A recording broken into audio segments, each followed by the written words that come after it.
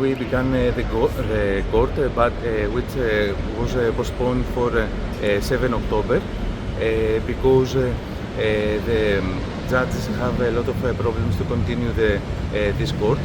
For example, there are a lot of people who are accused and was not there, and also there are people who are accused, but they don't have any information about the court today. So the judge decided to postpone the court for 7 October because they think that there is a Serbian squad who has and who do kills just as Athens, also to Krfu.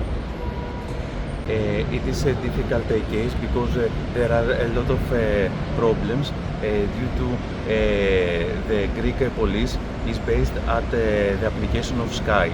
This application have a lot of problems, and so they must identify that the people who used this application are the people who are accused about it.